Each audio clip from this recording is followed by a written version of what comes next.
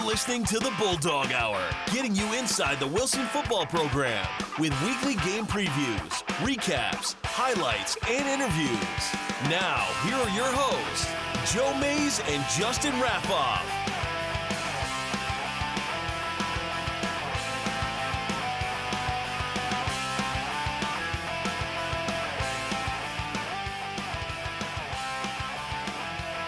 Good evening, everyone, and welcome back to the Bulldog Hour. I am one of your hosts, Joe Mays, here to recap another Wilson Bulldogs victory and preview Game 8 coming up this Friday down in Millersville against the Penn Manor Comets. I'm not going to do this by myself. As usual, joining me will be my co-host, Justin Raffauf. Yeah, it's great to be here. We're in that stretch. We're in those October games, and the way the calendar falls, the regular season wraps up in October. Right. Yeah, we're less than, 3 weeks from now, we'll be recapping the regular season and looking ahead to... And hopefully previewing playoffs. The playoffs. District 3 6A playoffs. If Wilson takes care of business the next 2 weeks, I think it's fairly likely.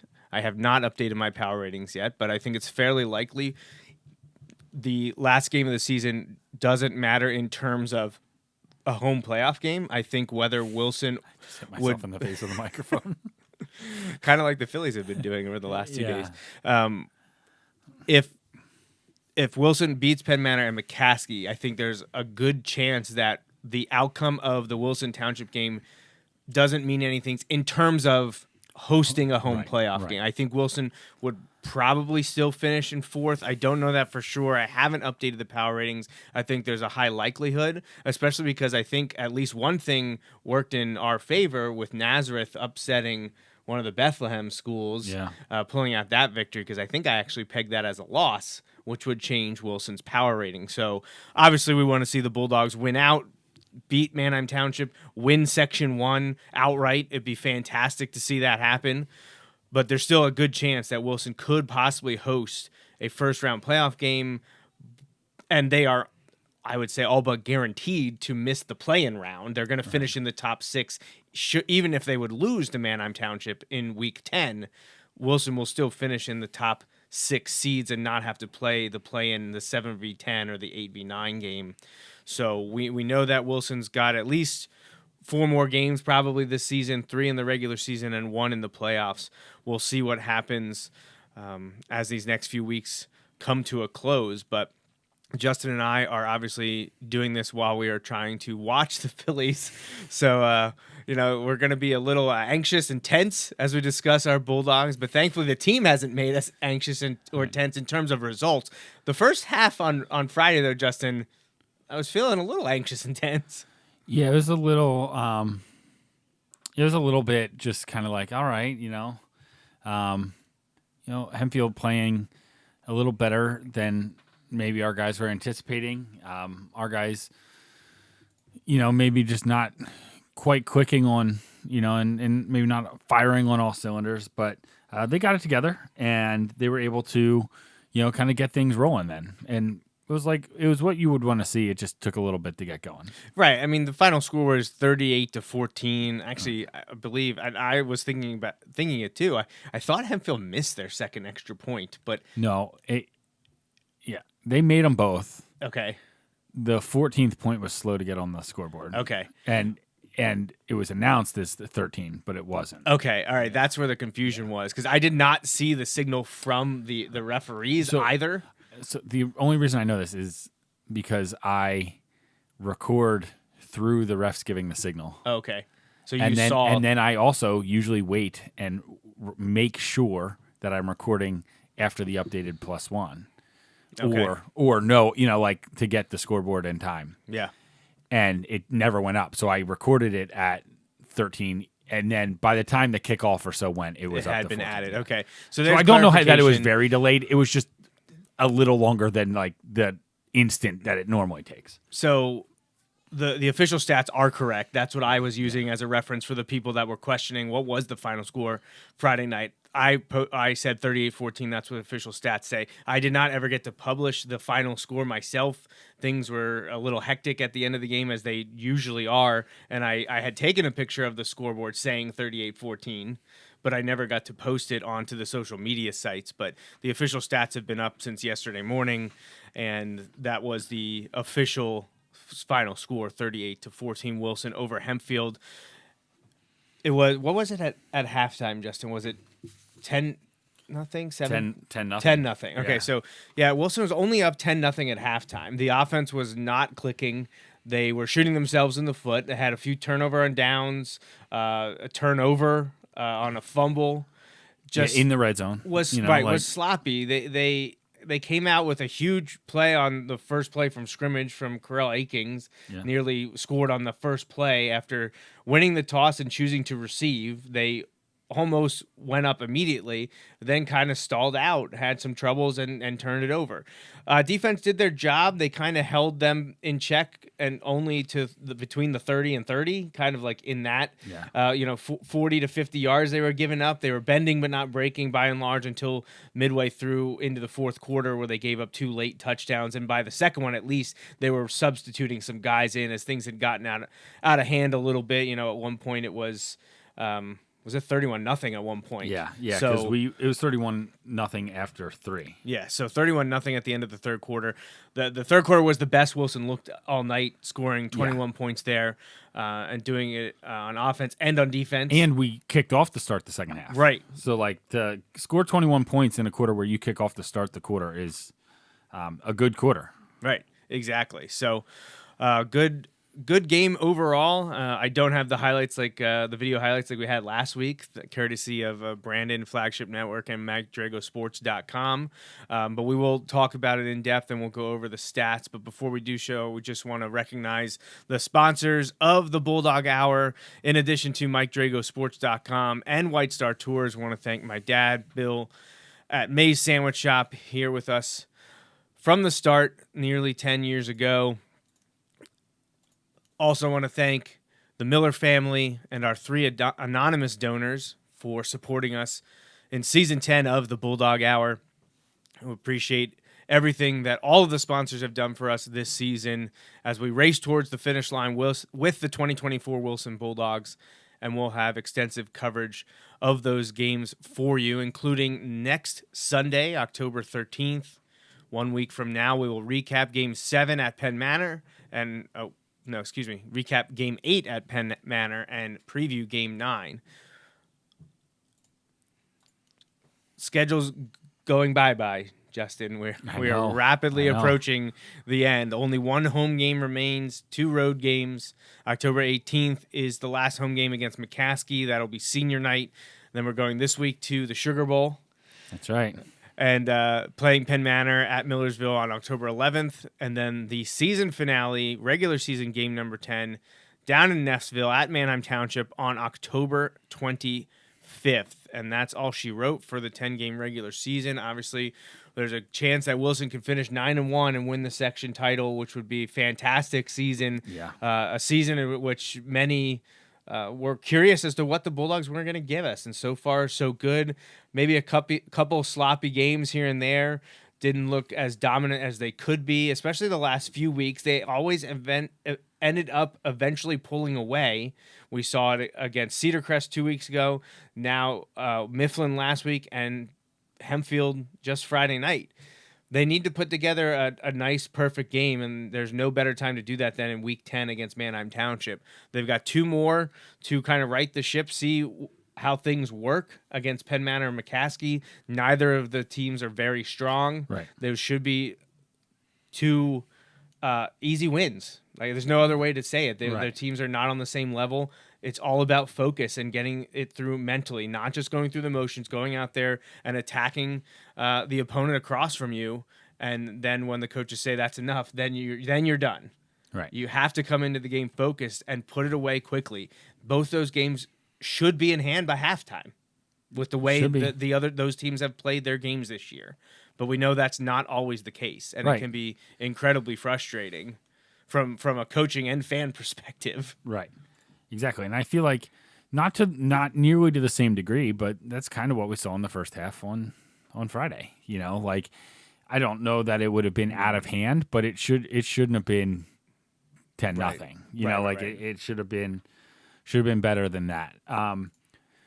But again, sometimes that's what happens. I like that they regrouped at halftime. They came out and they made the adjustments. We've seen that a number of times this year where the adjustments we've made in game have really been enacted quickly, and that's helpful. But hey, it's just something they need to keep working on. Right. All right. So let's get to some statistics from the game against Hempfield.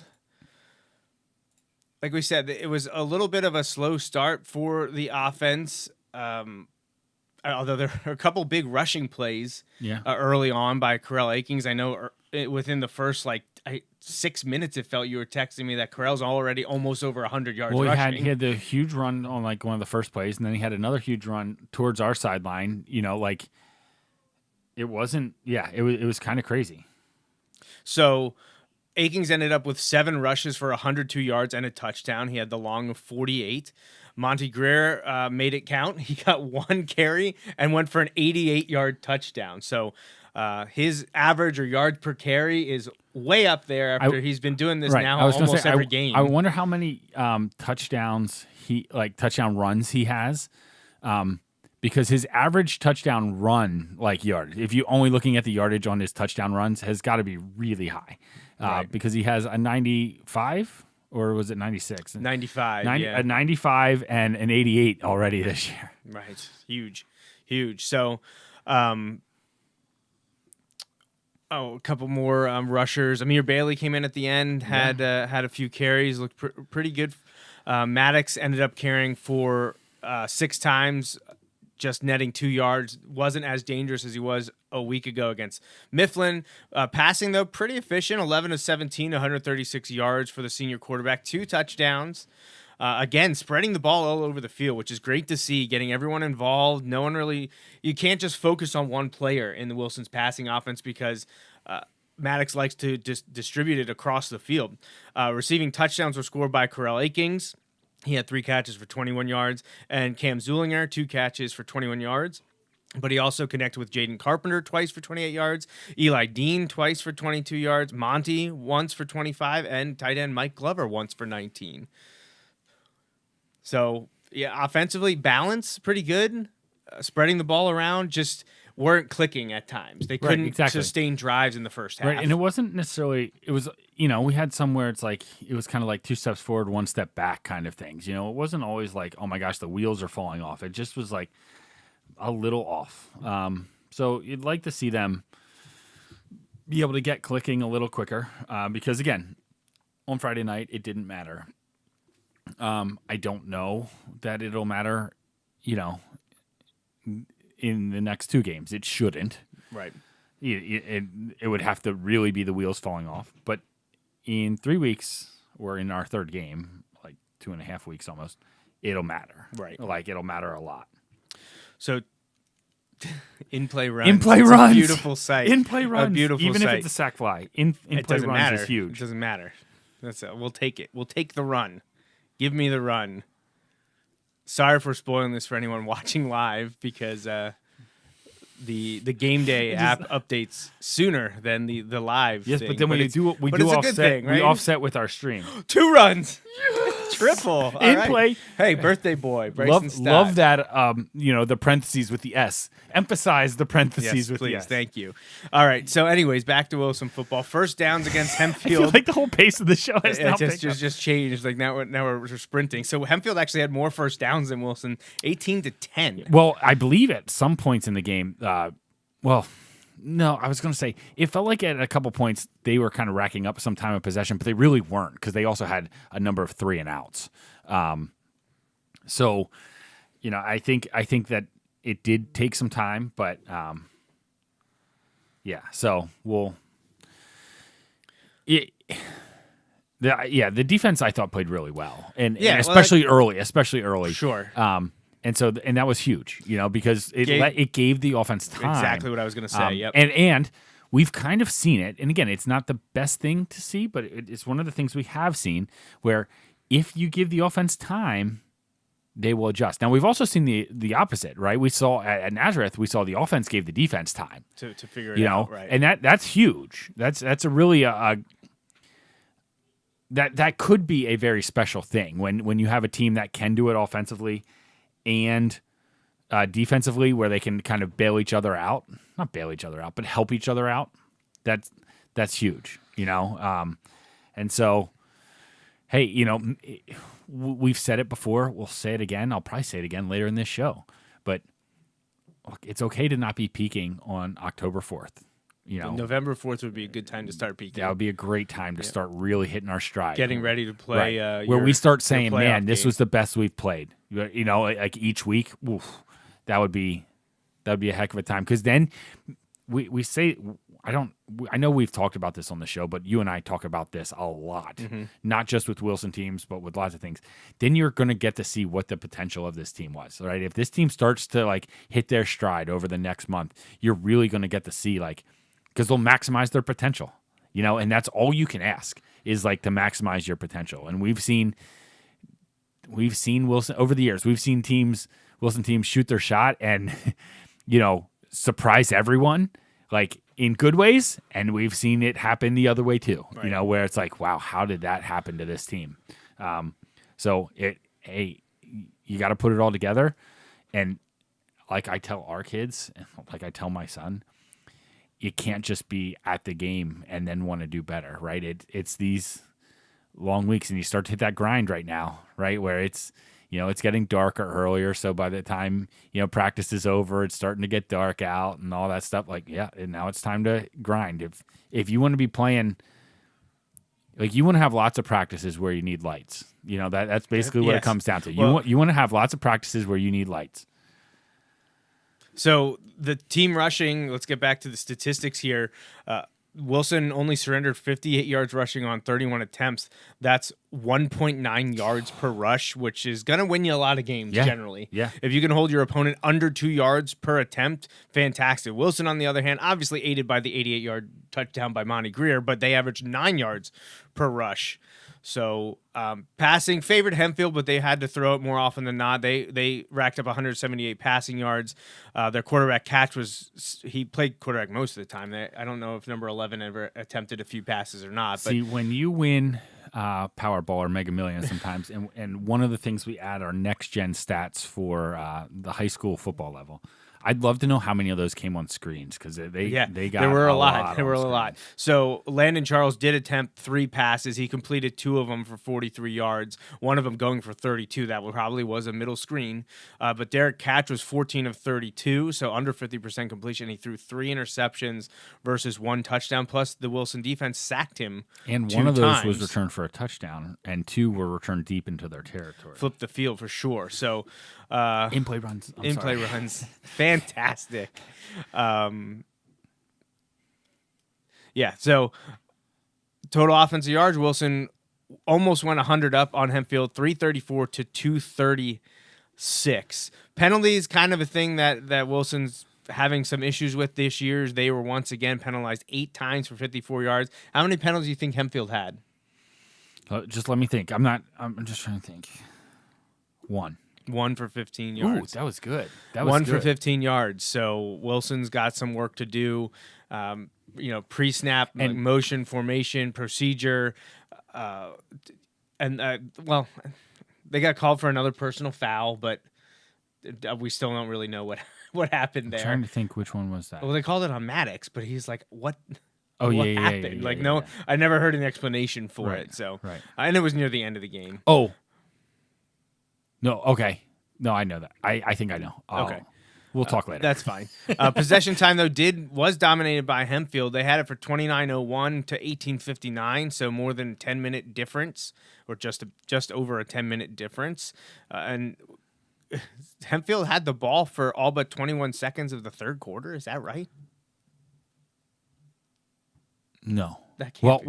One of them was a pick six. Right. So and it was a long pick six. I guess, and one we scored. The touchdown to Zwillinger was quick. Right, and were most of the interceptions in the third quarter? So I said Wilson played their best in the third quarter. The offense was only on the field for 21 seconds.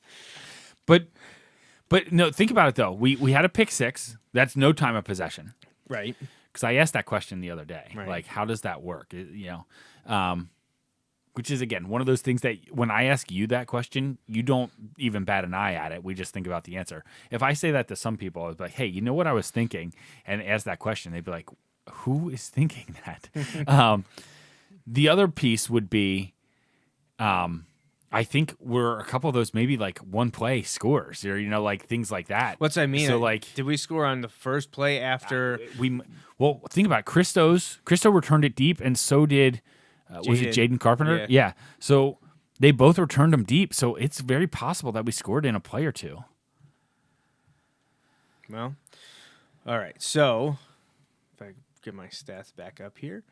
All right. So the only other thing I wanted to talk about was conversions. Wilson offense struggled there. 2 of 9 on third down, 1 of 3 on fourth down. Okay, yeah. They did score every single time in the red zone, though, 3 for 3. Okay, so Wilson, third quarter, 744, one play, 88 yards to Monty. Oh, right. And then at 5:07, one play, 13 yards to Cam Zwillinger.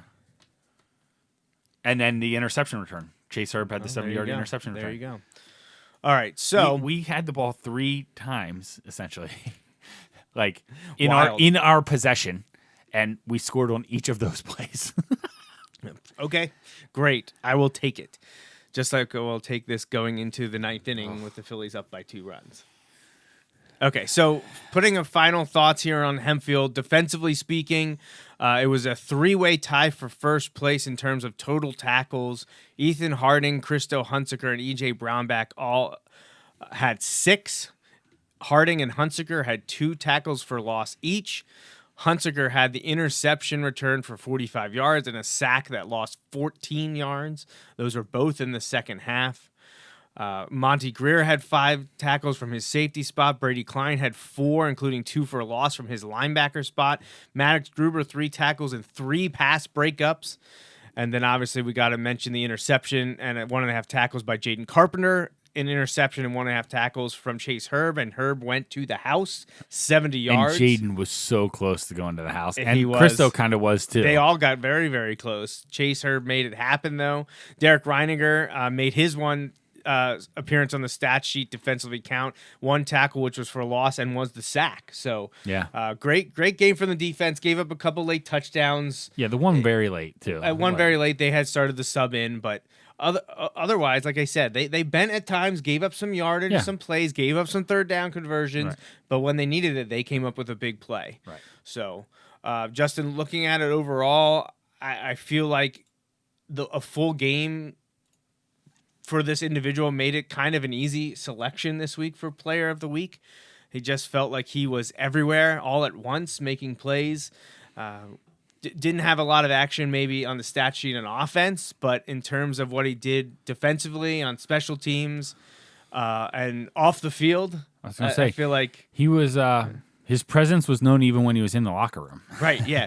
He was all over the field, literally and spiritually at times, talking about obviously senior tight end and linebacker Christo Hunsaker putting his name on the Wilson victory over Hempfield. Like we talked about, he had that big 45-yard interception return, made 6 total tackles, and was named Homecoming King. And we had a lot of fun with him post-game when he finally got to get his sash and his crown. He was being interviewed by 69 News, and Coach Ernie Walber walked over, put the crown on his head, and he was laughing about that. And then he got to pose for pictures with Isabel Negrini, who was named Homecoming Queen at halftime. Yes. So it was a great night at Instashine Car Wash Field at John Gursky Stadium again, as Wilson hosted not only Athletic Hall of Fame night and homecoming, but it was also the annual Pink Out game. So a lot going on again. It's happening more and more, and that's only the trend that's going to happen. But I feel so old on Hall of Fame night when oh, all of these people went through school when I was teaching. Yeah. Well, and all the inductees were all from graduating class since 2010 to 2014. So, you were a vested veteran teacher at that point. Yes. A decade ago. Now, did you coach any of the individuals inducted? So, can I do this from memory, Justin? Let's see. So it was Patrick O'Brien, which is the football player. He was Wilson class of 2010, football 07, 08, 09. He was a starter on the 08 team and the 09 team. Very successful teams and individual player there. Then it was Alexandra Rocket Miller. Welcome back, big-time swimmer, went to Indiana. Did not coach. I believe the Rockets were, for the most part, swim only, not polo. Then Jesse Wallace. Again, I knew her, yeah, but I basketball, right? 3-star, right? It was volleyball, basketball, and track and field. Then Brittany Smith. So Brittany, I had in class, so I knew Brittany the best of that group. Okay. Brittany also teaches in the district now. Right. That's kind of cool occurrence to have someone like that honored. This will be a throwback. I believe we ran into Brittany at the Sheets near Penn Manor once, like going to a game there or coming back from a game. See, but it wouldn't stick out to you because you probably at the time did not know Brittany Smith. And then the last was Avery Mars, who was big-time basketball, also played field hockey.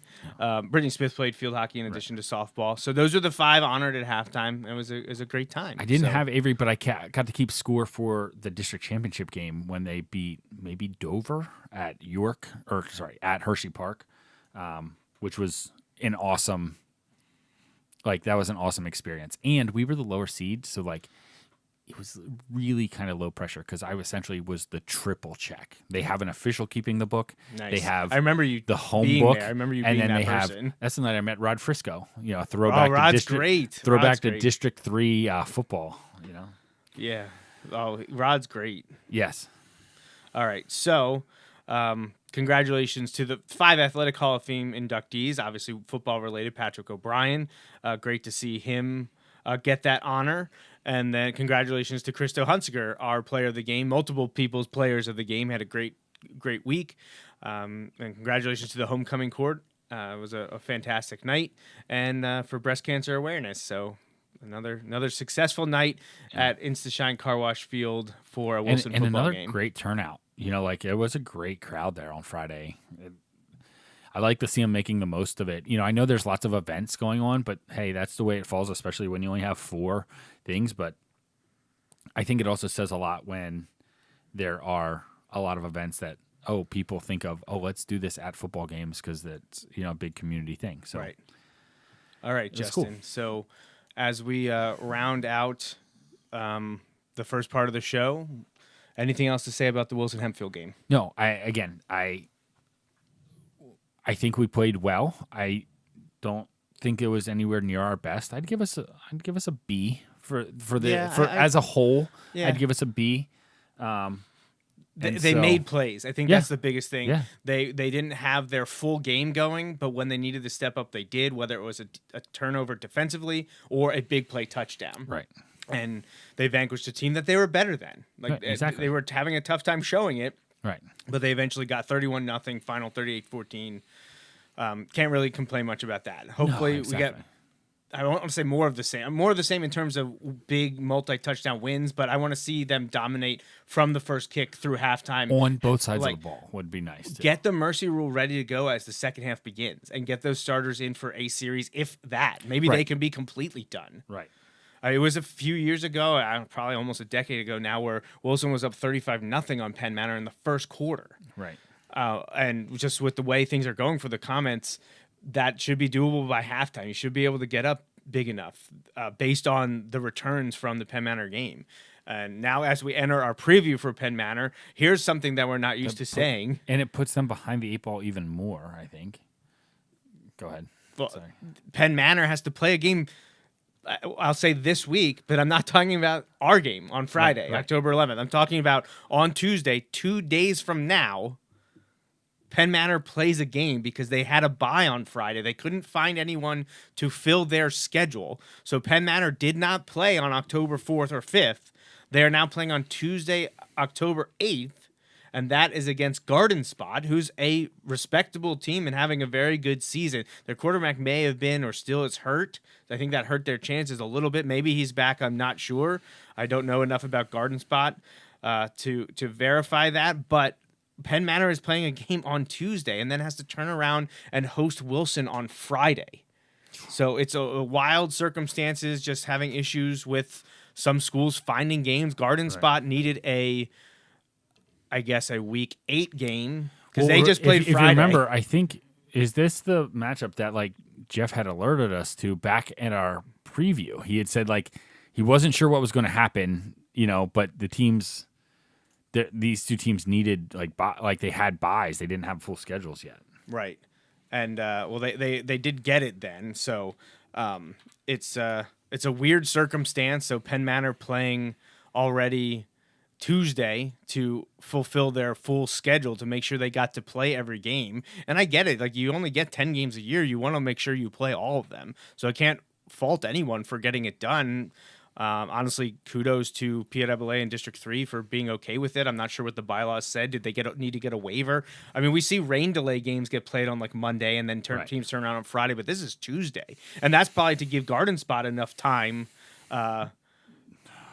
It's probably to give Garden Spot enough time so that they had extra day because they played on Friday. Garden Spot played on Friday. They lost to Conrad Weiser 24-6. Right. So they've lost 2 in a row to Warwick and Weiser. So they'll try to get a win against Penn Manor. Penn Manor is reeling, though. They started the season with back-to-back shutout losses at Conestoga Valley, 35-0. Then Dallastown, 28-0. They lost to Solanco, 49-8, and then Cedar Crest, 58-7. They got their first and only win so far 2 weeks ago, hosting Reading, 19-16, and they lost the last time they played on September 27th to Hempfield, 36-0. So they've been shut out 3 times. They haven't scored more than 19 points. It took them a few games to score it all. Right. So they've only scored a grand total of 34 points all year. So they're not putting up offensive numbers, and they're also not doing it on the defensive side either. We'll see what they have. They got Garden Spot at Garden Spot Tuesday, 6 o'clock before Wilson comes calling. And it's been a rough season for Penn Manor, who I think it's a little bit of a surprise because last year they had a rough start last year as well, but they ended up going 4-6, and I felt like I thought it was like 16 starters back on this team, but it just hasn't been enough so far this year for Penn Manor. It's been rough. It's been rough for them. Their coach Brubaker is in his 10th season. Just really haven't been able to get things going in Millersville. Yeah, a few years ago they had a few wins at the beginning, and remember, was that 2 years ago? 2 years ago when we were, well, I guess it was 3 years ago when we were struggling. Right. At that time, were we like 3-3? I want to say, or 2-3 in opening LL Section 1 play, and people were picking Penn Manor to get their first ever victory against Wilson. It didn't go Penn Manor's way, and honestly, it never has. Wilson has never lost to Penn Manor. Right. We have over 30 straight wins against them, and this one is shaping up to be another Bulldogs win. That's what should happen. They were expecting quarterback Colin Robinson to be under center again this season, but that has not been the case. He has ceded the job, I think, by necessity to try to get things going because the offense just wasn't strong at all through the first few weeks. So they decided to make a change, and they have gone to their sophomore, Smee, I believe is his last name. It's just been a rough season already for the Comets. Yeah, Connor or Smay. It might be Smay. Connor Smay. Colin Robinson has attempted 14 passes for 49 yards on the season. He was one of the quarterbacks last year for them, but now it's Connor Smay, who has attempted 102 passes, completing 46 for 467 yards, but he only has 3 touchdowns and has thrown 4 interceptions.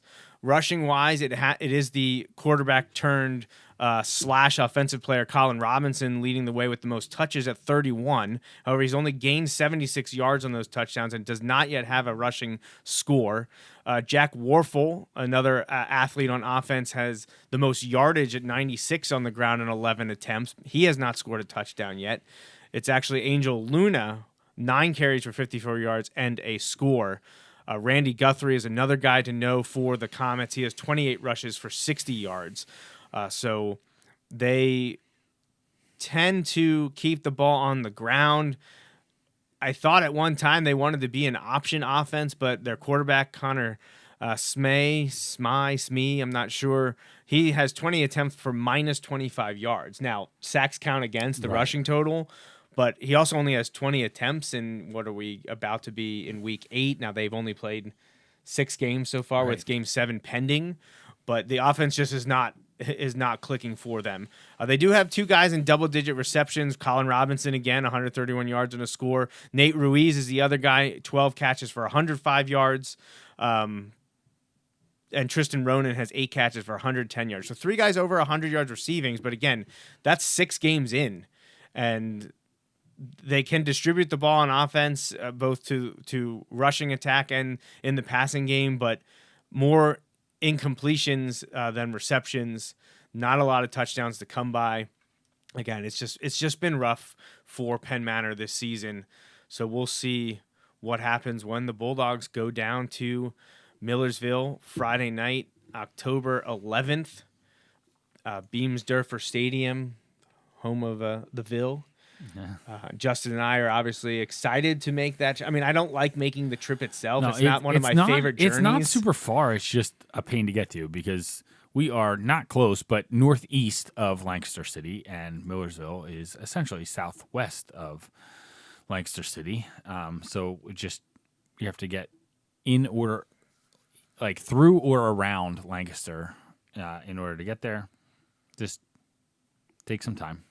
Right. So, but once we get there, we will be journeying to the Sugar Bowl, get a quick dinner before the game, and then if Wilson wins, we'll probably head back to the Sugar Bowl and get another a Sugar Bowl meal, just because we enjoy it.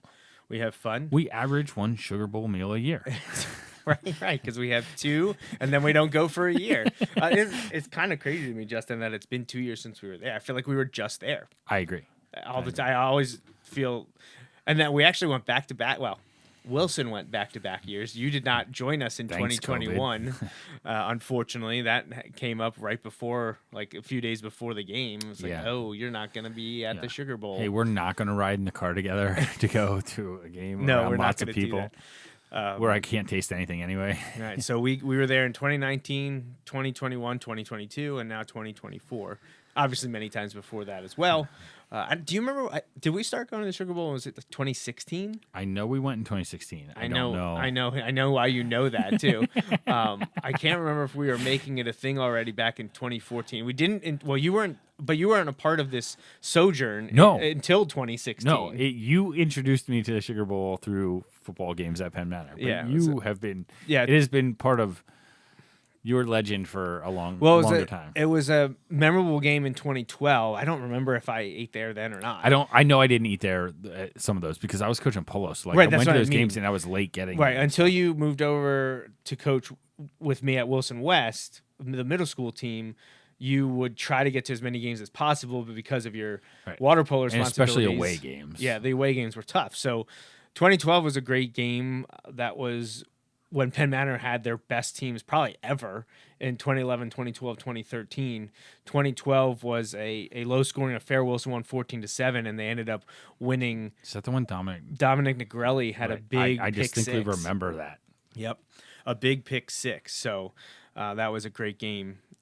And Wilson we played there in 2014 as well. But 2016 is when I think you started to join, and we went there in 2016.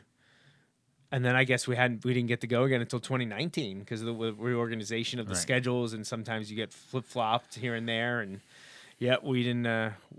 17 and 18 we hosted Penn Manor, so we went in 19, but then it happened 2 years later, 21 and 22. We went back-to-back years. So yeah, it's always, every time there's a reorganization of the schedule, things get messed up, and sometimes you end up in the 2-year cycle. You always play home and away. But sometimes you might play them back-to-back season, either home or away, because of other changes around the league. I think we lucked out with this reorganization this time because there were no changes in Section 1, so they just kept it status quo when your bye week was and when you played your section games and who they were against. So we know that will be the case next year. We already know our opponent. The schedule is set, and we get 6 home games next year, which will be exciting. So I honestly don't know that we didn't have any interviews. I know people maybe are thinking, hey, you didn't play any post-game interviews. There was a lot going on after Hempfield. The Hempfield band had to play.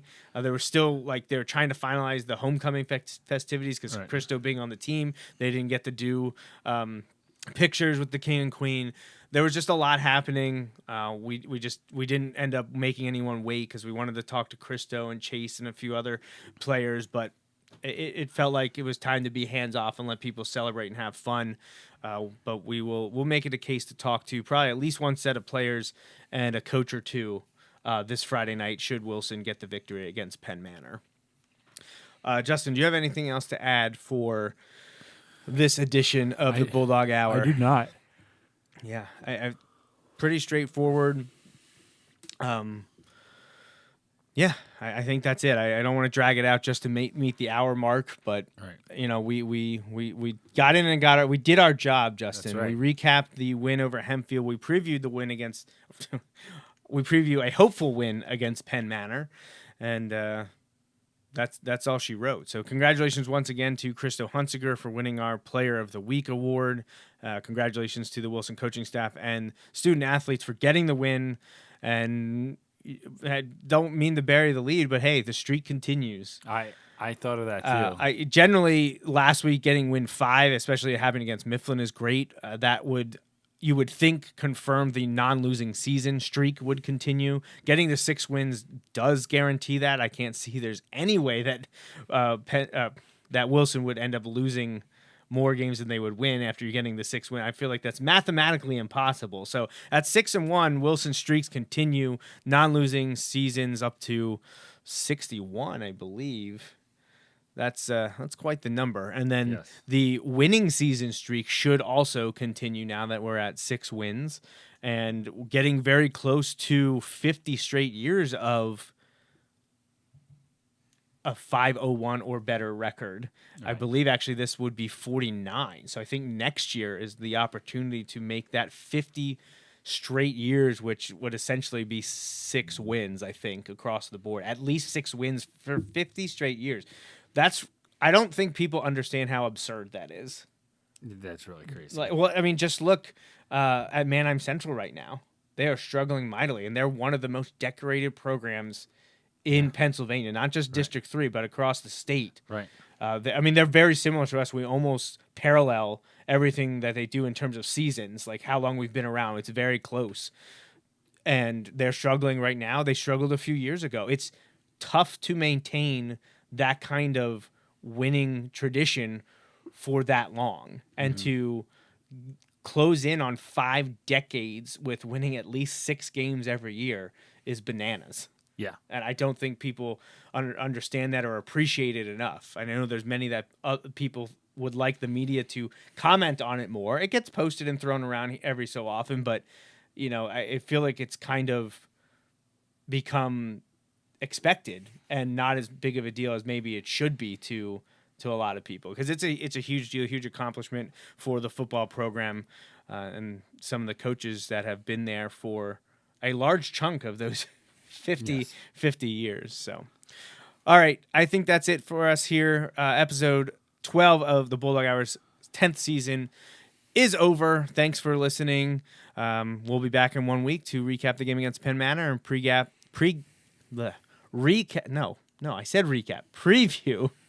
the game, the senior night game season home finale, October 18th against McCaskey. So in 1 week, we'll be back. For Justin Raffauf and the entire Wilson football program. Until next time, remember, go Bulldogs. Thanks for listening to this week's episode of the Bulldog Hour. Want more Wilson football? Follow the show on Facebook, Twitter, and Instagram. Subscribe to the podcast on iTunes and SoundCloud. Or visit www.bulldoghour.com. The Bulldog Hour is a featured program on jmnjrradio.com.